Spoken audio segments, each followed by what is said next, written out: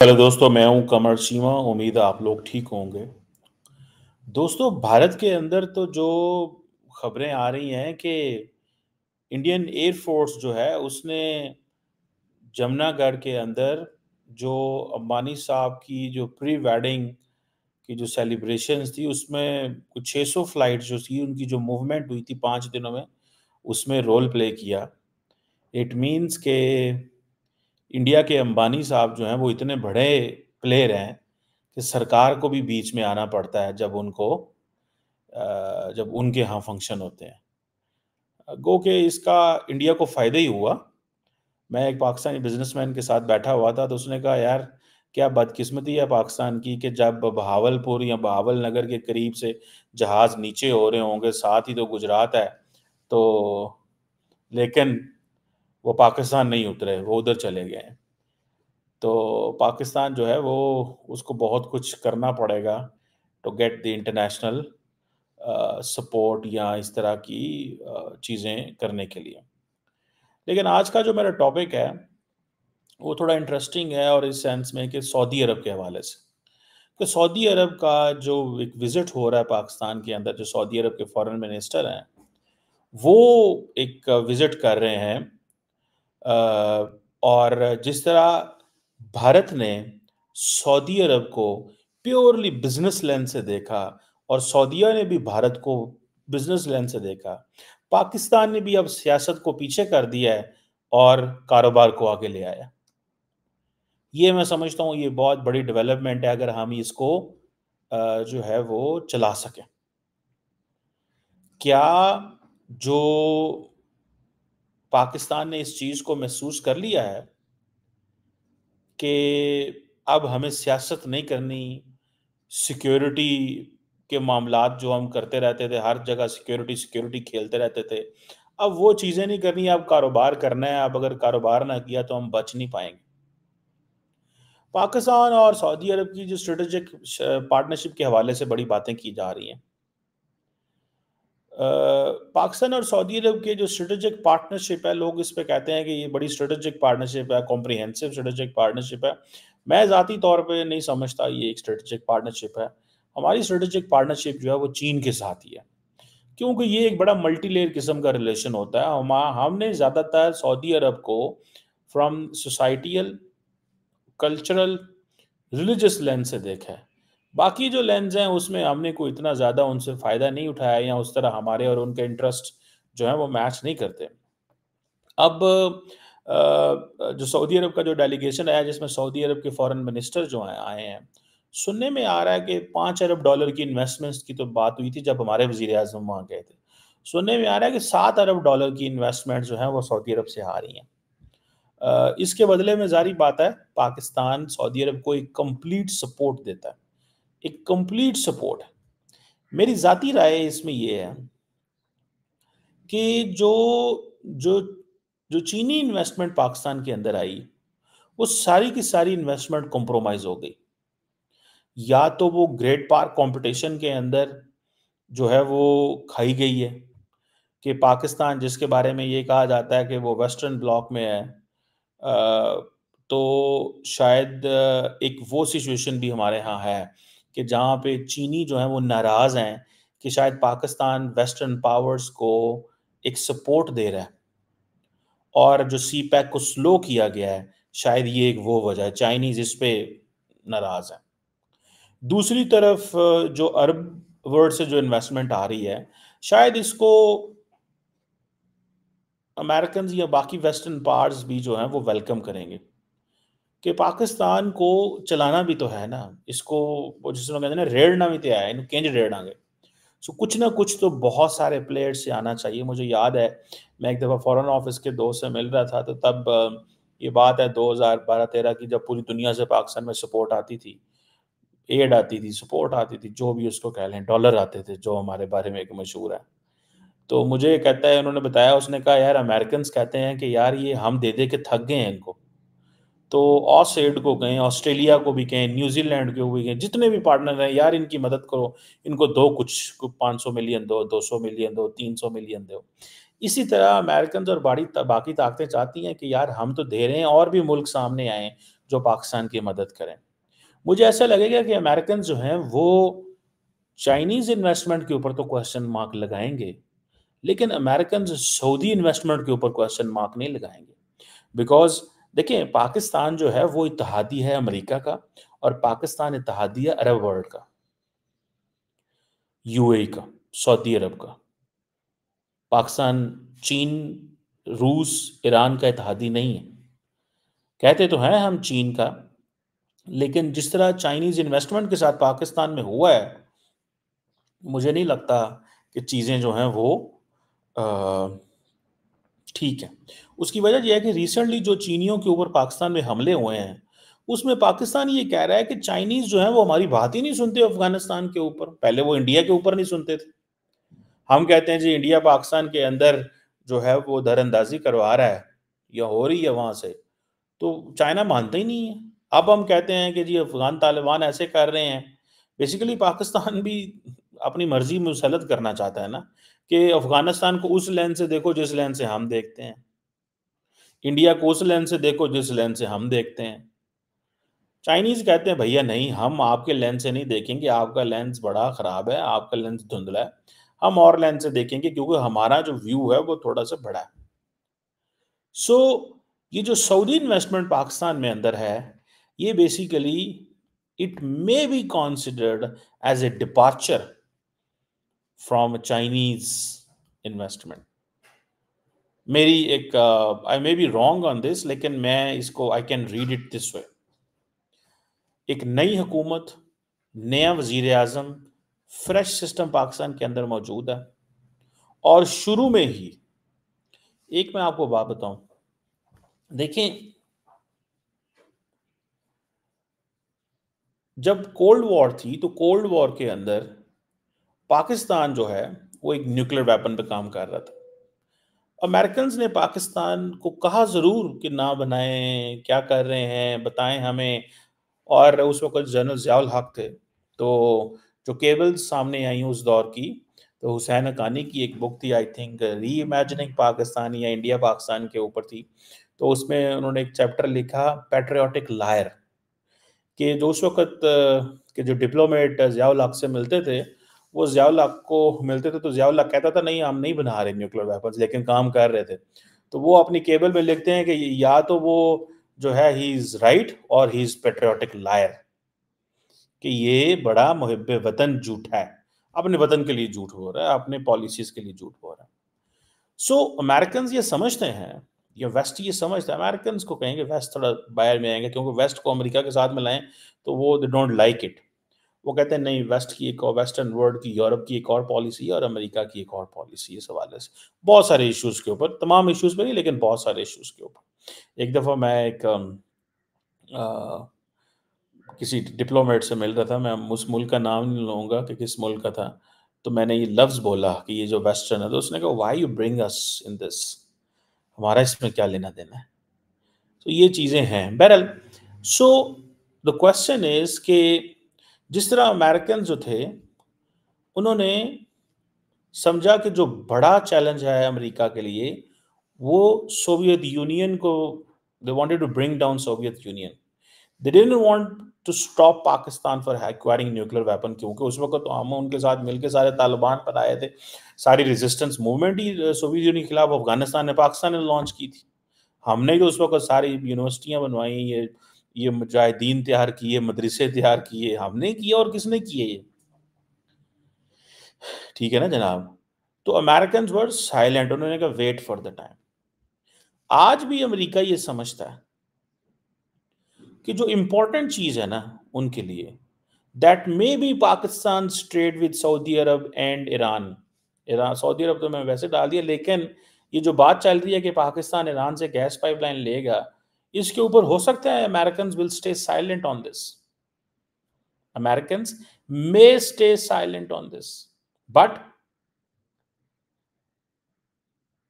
Americans really don't want कि China की वो प्रेजेंस हो पाकिस्तान में। सो जो बड़ी चीज़ है, वो कहते हैं ठीक है, सऊदी अरब से ले लो, ईरान से ले लो। मतलब मेरी एक असेसमेंट है, I may be wrong on this. गो कि वो ईरान के हवाले देना उनके लिए बड़ा मुश्किल होगा, क्योंकि पाकिस्तान के अंदर ये बात चल रही है कि पाकिस्तान को रिक्वेस्ट करेगा अमेरिकन को। एंड देन इसके अंदर जो चीज़ इंपॉर्टेंट है वो ये है कि अगर हम रिक्वेस्ट करते हैं और वो मान जाते हैं कि जी ठीक है, आप गैस ले सकते हैं ईरान से, ठीक है। जिस तरह के फॉर एग्जांपल अमेरिका के बहुत सारे जो इत्तेहादी हैं, उनको इस चीज़ का मसला है कि वो इतनी महंगी एनर्जी कहाँ से लें? जब उनके पास वो आईएमएफ प्रोग्राम ले रहे हैं, जब उनकी इकोनॉमिक कंडीशन ख़राब है, जब अवाम को पैसे चाहिए, महंगाई है, इन्फ्लेशन है, तो हुकूमतें जैसे अगले दिन पाकिस्तान के डिफेंस मिनिस्टर ये कह रहे थे कि भैया हमें अल्टरनेट भी बताओ ना, ईरान से मना तो कर रहे हो लेकिन अल्टरनेट भी बताओ। सो ये एक बहस पाकिस्तान के अंदर बड़ी तेज़ी से शुरू हुआ। मुझे लगता है कि ये जो ईरान से जो तेल लेना है और जो गैस लेनी है, इसके ऊपर अब काम शुरू होगा क्योंकि पाकिस्तान के पास गैस ही कोई नहीं है। महँगी गैस का मतलब क्या है? लोगों के ऊपर बोझ डालना। ऑलरेडी महँगी बिजली ले रहे हैं, लोगों के ऊपर बोझ डाल रहे हैं, लोग शोर डालते हैं, महँगा तेल आता है, इन्फ्लेशन होती है, रोटी की कीमत ये करो, वो करो। सो ये लगता है कि ये चीज़ें जो हैं they are there. So Americans would go for this, may accept this कि भाईजान आप ईरान से तेल ले लें, चाइना से थोड़ा पीछे हट जाएँ और हो सकता है पाकिस्तान इसको किसी पैमाने पे शायद देख रहा हो। नॉट इन अ टर्म्स कि जैसे बीआरआई जो है वो कंप्रोमाइज़ हो जाए। कंप्रोमाइज़ हो गया, किस सेंस में कंप्रोमाइज़ हो गया कि वो जो मिलिटेंट ऑर्गनाइज़ेशंस हैं वो हमले कर रही हैं, पाकिस्तान की फ़ौज उनके साथ लड़ रही है। सो चीज़ें पाकिस्तान के कंट्रोल से बाहर हैं। अब मिसट्रस्ट आ गया एंड देन फिर वेस्टर्न जो पावर्स हैं, नॉट अमेरिका और बाकी जो फाइनेंशियल इंस्टीट्यूशंस हैं वेस्टर्न, वो ये भी पाकिस्तान पे क्वेश्चन मार्क लगाते हैं कि आपको जो हम पैसा दे रहे हैं, इस पैसे को कहाँ इस्तेमाल नहीं करना चाइना को लोन देने के लिए, चाइना के लोन वापस करने के लिए, चाइना को लोन वापस करने के लिए।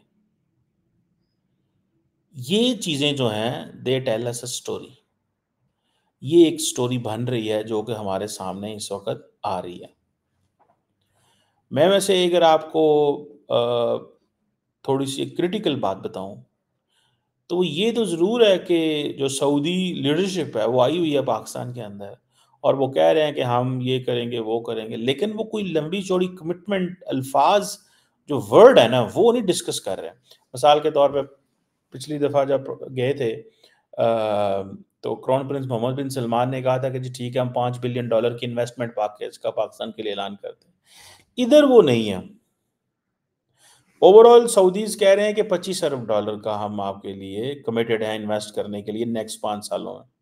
लेकिन मुझे शक है कि जिस चाइना ने इतनी बड़ी तादाद में पाकिस्तान में पैसा लगाया और वो 10 सालों में $25 अरब लगा सका है, 2014 से 24 तक जो कि सी पैक के 10 साल है। तो सऊदीज़ कैसे लगाएँगे? सो ये $25 अरब की जो बात है, ये टू क्रिएट एन एनवायरनमेंट होता है। मतलब ठीक है जी, यहाँ से पैसा आ रहा है। लेकिन शायद क्योंकि ये मिनरल्स की बात है, मिनरल्स में इन्वेस्टमेंट है, तो शायद हमें जल्दी पेमेंट आ जाए क्योंकि हम चाहते हैं कि हमारा फॉरेन हमारी जो मैक्रो इकोनॉमिक पिक्चर है वो बेहतर हो। हम चाहते हैं कि ये दुनिया हमें उस लेंस से देखे कि हमारे बैंकों के अंदर पैसा पड़ा हो। हमारे बैंकों के अंदर पैसा पड़ा हो, अगर बैंकों के अंदर पैसा पड़ा होगा, तो बहुत सारी चीज़ें जो हैं वो बेहतर हो जाएँगी। और बैंक हमें सिर्फ़ वो बाहर वाले लोग देखते हैं कि जी इनके पास कितने फ़ॉरेन एक्सचेंज रिज़र्व पड़े हुए हैं, इनकी इकोनॉमी कैसी है, इनका स्ट्रक्चर कैसा है, यहाँ पे क्या-क्या मतलब चीज़ें जो हैं वो हो रही हैं। ठीक है ना जी? ये चीज़ें इसकी एक एक वो चलती है। सो इसीलिए शायद पाकिस्तान कह रहा है कि ये जो $25 अरब है, ये वो मतलब हो सकता है कि ये आए और ये $25 अरब जो है, it will help us a lot in so many ways. It will help us in so many ways.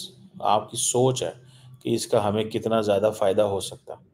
ये जो हाई पावर डेलीगेशन आया हुआ है ये मैं समझता हूँ कि अ ये ऑयल प्रोडक्शन में, इंडस्ट्रीज़ में, वाटर में, टूरिज़्म में, माइनिंग में, एग्रीकल्चर में करना चाह रहा है investment. I doubt on every subject सब कुछ होगा। मतलब हो सकता है एग्रीकल्चर के ऊपर क्योंकि अगले दिन मैं देख रहा था कि जो यूएई है उसको इंडिया अनियंस भेज रहा है।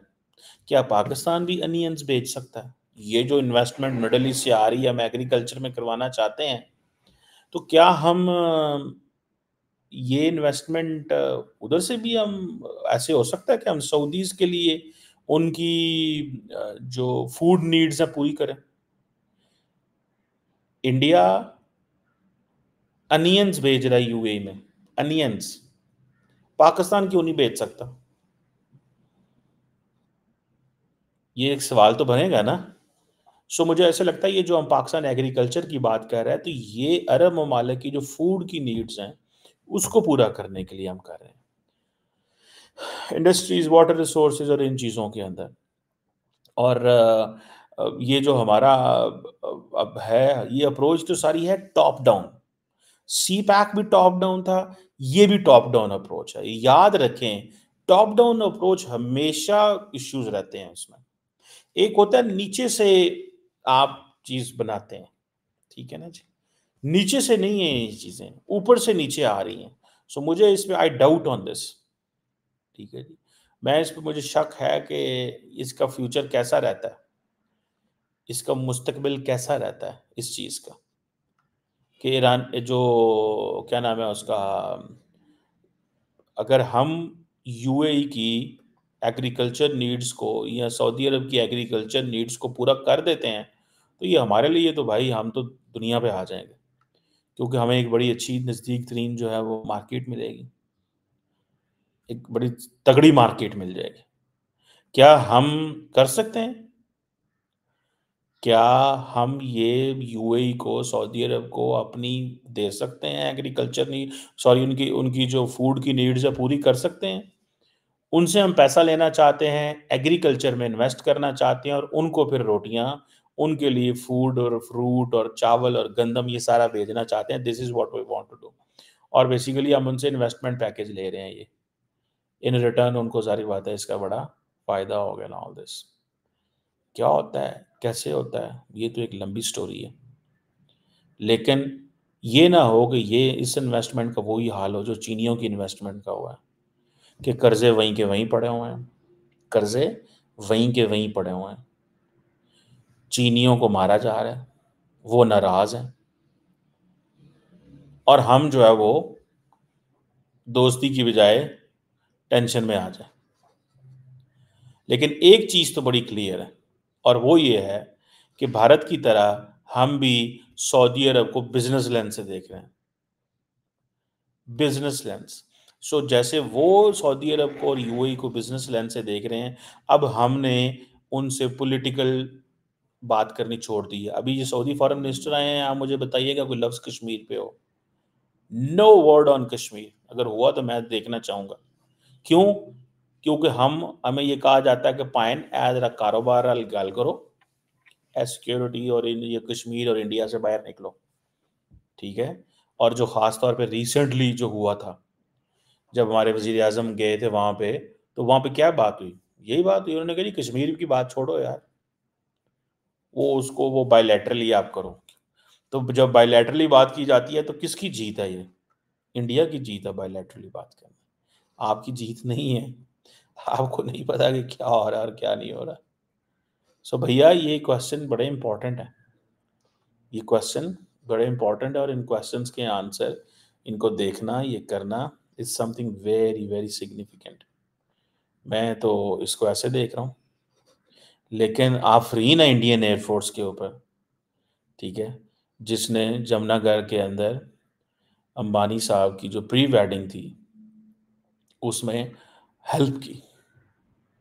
600 फ्लाइट मूवमेंट थी 5 दिनों के अंदर। 600। यार इमेजिन करें कितना कुछ ज़्यादा हो सकता है। और 24/7 ऑपरेशन थे जो एयरफील्ड और वो सारे मैनेज कर रहे थे। और इसमें सुनने में आता है कि जो रिलायंस ग्रुप है, उन्होंने डिफेंस सेक्रेटरी को लिखा, डिफेंस सेक्रेटरी ने एयर चीफ को लिखा, ठीक है जी, और कहा कि हमारी इसमें मदद की जाए। और ठीक है जी, पहले उनको ये बताया गया कि ये 30 से 40 एयरक्राफ्ट है, लेकिन लेटर ऑन इट वाज 600 की मूवमेंट थी 5 दिनों के अंदर, 600। तो अब आप इमेजिन करें कि 600 फ्लाइटें इधर से उधर टक टक टक हो रही है। ठीक है जी, कितनी बड़ी तादाद है। लेट्स सी कि क्या कभी पाकिस्तान में भी ऐसे हालात पैदा हो सकते हैं कि पाकिस्तान के बिजनेसमैन इंडस्ट्रीज में इतने आगे चले जाएं। अभी तक तो पाकिस्तान का जो बिजनेसमैन है वो छुपाता है हर चीज़ का, तब बार पता ना लगे, पता ना लगे मेरे को कितने पैसे ने पता ना लगे, ना हुकूमत को पता चले, ना फेडरल बोर्ड ऑफ रेवेन्यू को पता चले, किसी को कुछ पता ना चले इसमें। ये है हमारी सोच। चोरी कब बंद करेंगे हम चोरी? अब तो एक आखिरी उम्मीद है सऊदीज़ की, इसके बाद शायद अमारातीज़ आएंगे। क्या बनेगा?